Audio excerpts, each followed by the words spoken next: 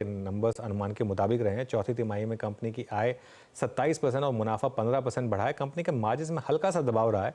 इस पर बातचीत करने के लिए हमारे साथ कंपनी के CEO and MD doctor Pravir Sinha जुड़ गए हैं। Pravir sir, good morning. हमारे साथ जुड़ने के लिए बहुत बहुत शुक्रिया। पहले तो बताइए कि FY24 किस तरीके से रहा आपके लिए, कैसे अंत रहा इसका, और FY25 के लिए ब्रॉडली एक क्या व्यू बन रहा है? Good morning and thank you for having me on your show. सबसे पहले मैं आपको बताना चाहूंगा कि ये 18th कंसेक्यूटिव क्वार्टर में हमने प्रॉफिट का ग्रोथ दिखाया है और FY24 में हर क्वार्टर में हमने ग्रोथ दिखाया है।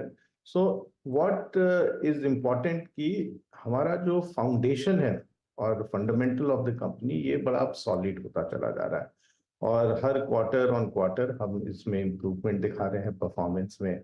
और काफी सारे जो चीज हमने किया है उसका रिजल्ट्स और अच्छे आएंगे FY25 और 26 में। जैसे कि उड़ीसा डिस्कॉम हमने लिया कोविड के पीरियड में, इनिशियल फेज में काफी सारे चीज ठीक करने थे वहां पे, काफी उसमें ठीक हो गया है। FY24 में काफी स्टेबलाइज हो गया है और जो रियल बेनिफिट इसका है अब ये FY25 ऑनवर्ड्स दिखने लगेगा। जो प्रॉफिट हमारा इनफैक्ट जो पिछले साल आया उससे ज्यादा ही प्रॉफिट होगा FY25 में। सिमिलरली हमने मैन्युफैक्चरिंग प्लांट लगाया 4 गीगावाट का। ये 4 gigawatt solar cell and solar module का मैन्युफैक्चरिंग है। मॉड्यूल प्लांट ऑलरेडी कमीशन हो गया है, स्टेबलाइज कर गया है, ऑलरेडी प्रोडक्शन वहां पे फुल स्विंग पे है। जो सेल प्लांट है वो अगले महीने कमीशन हो जाएगा और स्टेबलाइज होगा अगले 2-3 महीने में। तो मैं उम्मीद करता हूं कि FY25 में जो हमने जो पिछले साल जो इनिशिएटिव्स लिए उसके अच्छे नतीजे देखने को आएंगे FY25 में। इसके साथ साथ हमने काफी सारे रिन्यूएबल प्रोजेक्ट्स जीते हैं। उस पे आप देखिएगा कि काफी उसमें जो मैं उसी पर आ रहा था, एक्चुअली मैं उसी पर आ रहा था क्योंकि और ये काफ़ी इंपॉर्टेंट है क्योंकि हम देश में एक फेज आया था जिसमें पावर कंपनियों ने इन्वेस्ट करना बंद कर दिया था क्योंकि पावर एक ल्यूक्रेटिव बिजनेस रहा नहीं था। अब कंपनियां क्लियरली काफ़ी इन्वेस्ट कर रहे हैं। आपका खुद का 60,000 करोड़ का कैपेक्स प्लान है अगले 3 साल में। तो उसमें से कितना रिन्यूएबल्स पर रहेगा, कितना सोलर पर रहेगा, कितना ट्रेडिशनल पावर पर रहेगा? तो मैं आपको बताना चाहता हूं कि पिछले साल हमने 12,000 करोड़ खर्चा किया है। पिछले 4 साल में हमने करीब 40,000 करोड़ इन्वेस्टमेंट किया है अपने डिफरेंट बिजनेसेस में। इस साल हमारा प्लान है FY25 में कि हम 20,000 करोड़ करेंगे खर्चा और उसमें नियरली 50% जो है हमारा रिन्यूएबल बिजनेस में जाएगा, जो हम न्यू यूटिलिटी स्केल और ग्रुप कैप्टिव प्रोजेक्ट्स लगाएंगे।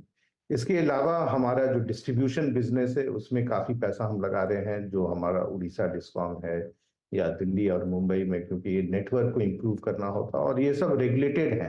तो जो हम डिस्ट्रीब्यूशन बिजनेस करते हैं सब पे हमें 16% रिटर्न मिलता है। सिमिलरली हमारा जो जनरेशन बिजनेस है उसमें भी हम काफी इन्वेस्टमेंट कर रहे हैं, स्पेशली इन टर्म्स ऑफ जो पंप्ड हाइड्रो प्रोजेक्ट है वो हमारा काम शुरू हो जाएगा इस साल। इसके अलावा हम FGD लगा रहे हैं अपने सारे प्लांट्स में, तो उस पर भी हमको रिटर्न मिलेगा।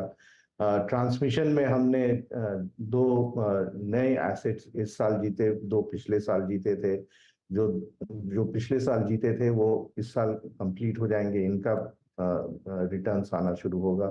सिमिलरली जो 2 इस साल जीते हैं वो अगले साल कंप्लीट होगा तो उसका FY26 में इम्पैक्ट आएगा। So I think what is important is कि हमारे फंडामेंटल्स बहुत अच्छे हैं, बहुत अच्छा इनिशिएटिव्स एंड जो कैपेक्स प्लान्स हमारे हैं, they will all add to the returns of the company going forward.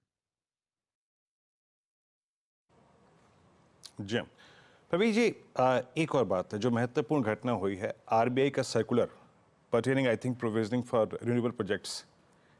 इसका क्या इम्पैक्ट दिखते हैं? आई मीन बहुत इम्पैक्ट होगा इसका, कैपेसिटी एडिशंस पे इम्पैक्ट होगा, इसका स्पेंस पे, टैरिफ्स पे इम्पैक्ट होगा। इसका आकलन आपका अब तक क्या कह रहा है?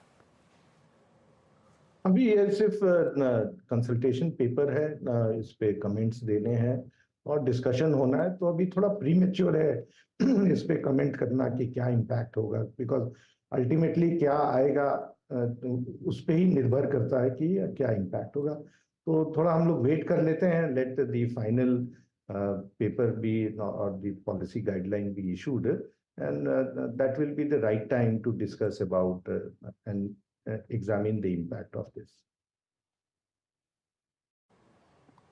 Okay, your point taken sir. एक और स्टाफ पेपर जो आया था जिसमें फीडबैक मांगा है, imposing I think caps on variable cost sir, इसका इम्पैक्ट क्या देखते हैं आप? दूसरी बात, क्या आपके पास अतिरिक्त बिजली होगी जो कि आप ओपन मार्केट में सेल कर पाएँ?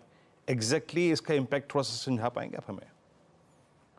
तो अगेन ये सब कंसल्टेशन पेपर्स होते हैं। आपको याद होगा कि 2 साल पहले एक्सचेंज में बिजली 20 रुपया तक जा सकता था, उसको पिछले साल उन्होंने CERC ने रिड्यूस कर दिया था कि maximum tariff can be 12 rupees, and इस साल रिड्यूस किया है 10 रुपया तक। सो एक बैलेंसिंग एक्ट किया जा रहा है कि यदि आप मर्चेंट पावर है और एक्सचेंज में बेच रहे हैं, तो आपका जो एवरेज कॉस्ट ऑफ जनरेशन है उससे ज्यादा होना चाहिए, अदरवाइज आप एक्सचेंज में नहीं बेचिएगा। तो this has to be both incentivising generators as also ensuring that there is some moderation in the type of tariff that is paid. तो I think थोड़ा बैलेंसिंग किया जा रहा है, एंड मैं उम्मीद करता हूँ कि this will take into consideration the concerns and comments of all the stakeholders who are involved in this. अच्छा, एक आखिरी सवाल मेरी तरफ से। इस समय काफ़ी गर्मी पड़ रही है देश में और ये माना जा रहा है कि पावर की डिमांड बहुत स्ट्रॉन्ग रहने वाली है। क्या फिर भी सही रीजनेबल रेट पर कंट्री में पावर फुल्ली अवेलेबल होगी? तो आप देखिए पिछले 4 सालों में the demand has increase by nearly 40%, और कोविड के पहले हम पीक 180 होता था, पिछले साल पीक 240 चला गया। इस साल already in the month of April the peak went to 224। इसी तरह energy consumption has gone up, जो 1.1 ट्रिलियन यूनिट्स होते थे 1.4 टू 1.5 आ गया है, और पिछले 2 महीनों में देखे हैं कि ये 10% ग्रोथ दिखाया है compare to last year same time. So consumption of electricity has gone up, but what is good is that जो भी डिमांड होता है उसके हिसाब से अच्छा प्लानिंग हो रहा है, चाहे हमारे कन्वेंशनल जनरेशन हो, कोल एंड हाइड्रो, या हमारे new generation solar and wind. So इनका एक अच्छे से बंडलिंग किया जाता है और इस तरह से सप्लाई किया जा रहा है ताकि कोई शॉर्टेज नहीं हो। I am not aware of any such shortage in the country, and I think all the generating companies and the transmission distribution companies have been doing exceedingly well under very difficult conditions. और जिस तरह से capacity ads requirement है, जिस तरह से growth है, तो एक बहुत ही अच्छा अपॉर्चुनिटी है पावर कंपनीज के लिए, चाहे वो जनरेशन में हो या ट्रांसमिशन डिस्ट्रीब्यूशन में, कि वो बेहतर से बेहतर इन्वेस्टमेंट करें एंड उसका बेहतर रिटर्न्स उनको मिल पाए। तो I think it's a very growing sector, and power sector is the sector where huge amount of investment will come in next 10 years. Okay, चलिए प्रवीण सर, बहुत बहुत शुक्रिया आज हमारे साथ जुड़ने के लिए, और आपको ऑल द बेस्ट। और एक बहुत ही महत्वपूर्ण सेक्टर में आप काम कर रहे हैं, देश के लिए बहुत इम्पोर्टेंट, और यही विश करेंगे कि जो आपने बातें कही वो सारी की सारी सही हो और आगे जाते हुए इसी तरीके से पावर प्रोडक्शन बढ़ता रहे देश में। थैंक यू सो मच आज हमारे साथ जुड़ने के लिए। Thank you. Thank you.